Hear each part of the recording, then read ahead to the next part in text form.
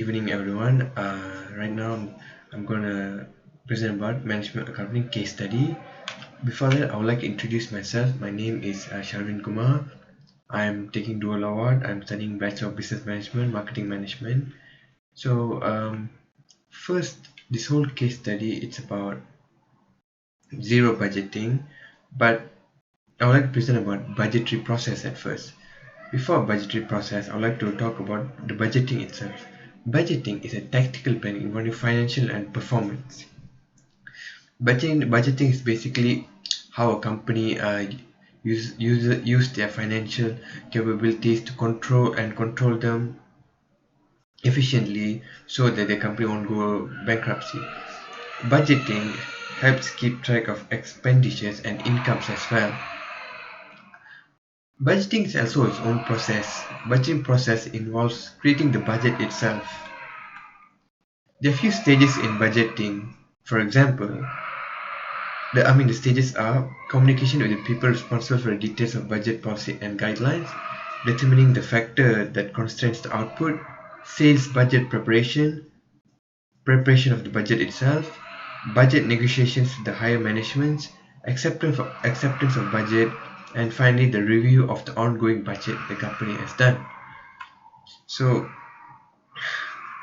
I would like to talk about two important stages in the budgeting process. One of them is determining the factors that constrains the output.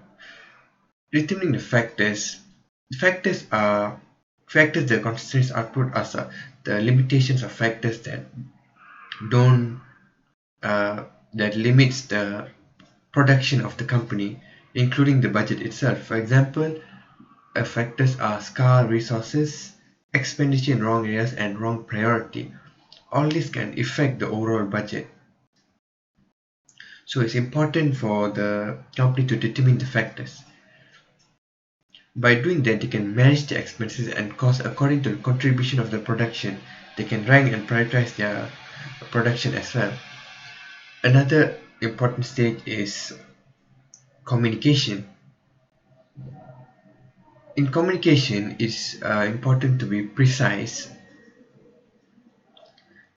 It's important to be precise when planning costs and revenue structure as the people communicate within each other. So it helps to that, and it also contributes to identification of larger goals set by the company. Other than that, it also allows risk to be identified and evaluated as the multiple conversations between higher management and lower management and also other divisions. And the main important thing about communicating is every employee has a chance to review how the budgeting process can be achieved. Now I would like to talk about the evaluation of zero-based budgeting process based on the Broughton's article. Before that, I would like to talk about zero budgeting itself. Zero budgeting is the construction of a budget without any information in the company. The main focus of zero budgeting is on the total budget. Now I'd like to talk about the article itself. So based on article, zero-based budgeting help company in pandemic by helping them to slash costs, many kinds of costs, unnecessary costs.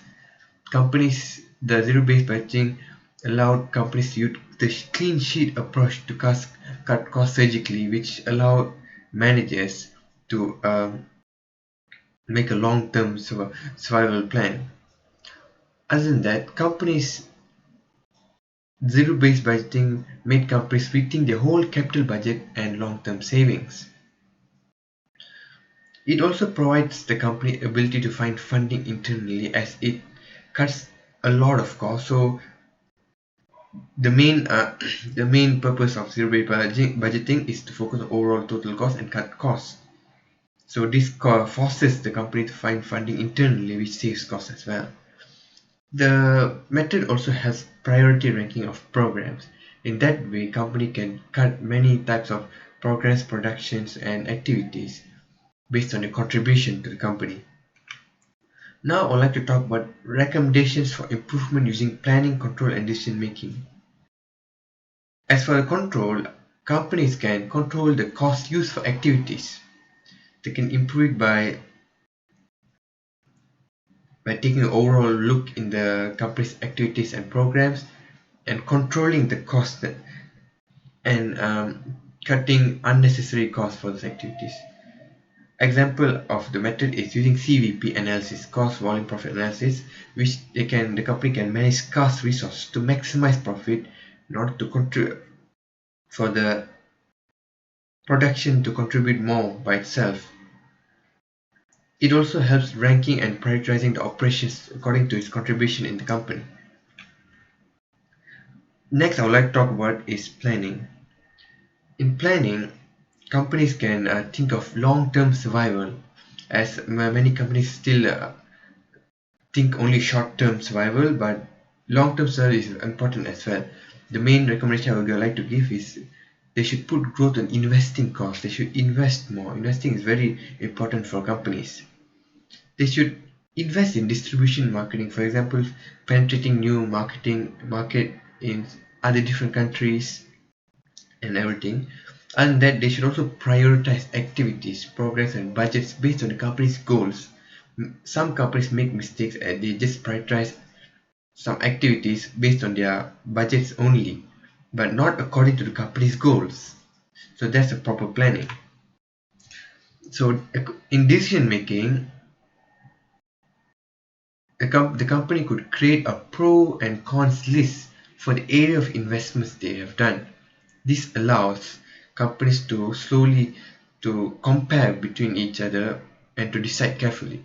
Other than that, they should also create alternatives to decision making, as alternative will lead to a better decision making and better decision itself. The company should also decide actions, part of the budgeting process mainly, and also long-term planning processes, as it's the most vital thing for the company. Next, I will talk about the evaluation of contribution of management accounting. So they are using a few methods of the management accounting itself. One of the methods I would like to talk about is limiting factor. Limiting factor can be defined as constraints in availability of production resources within the company, or also known as a factor that doesn't allow a company to be production efficiently. Limiting factor analysis is used to maximize the contribution within the company for that certain production. For example of a limiting factor is shortage of labor hour, machine hours, material and money. Limiting factor helps the company cut overall cost of production, as it uses all the resources pushed and compressed in order to contribute the maximum profit as much as it can. It also helps the company rank productions accordingly to the contribution per maximum profit per unit. This helps companies cut a lot of costs and helps into budgetary control as well. Finally, another method is CVP analysis, also known as cost volume profit analysis. Cost volume profit analysis is analysis for the profit by examining profits, costs, sales, volume, and prices. CVP analysis allows the company to identify the size and the stretch of the economic problem the company is facing. It's also used to derive information for planning and decision making for the long-term process, and also for any activities that includes cost and profit relations. It also aids in determining the productions of units. It determines how much units should be produced, in which the company doesn't need to waste any other extra budget if the production of unit is determined correctly. It also aids to achieve profit target level as well, as the main CVP analysis is to analyze for profit. But there's a downside for this as well, as CVP analysis, it assumes that the fixed cost and selling price is fixed, but this is unfortunately it's not true, as fixed cost can be changed anytime accordingly to the production of the company itself. Selling price is also same case as it can vary according to the company and also other external factors such as economic recession. So that's all I'd like to present. Thank you for listening. Thank you.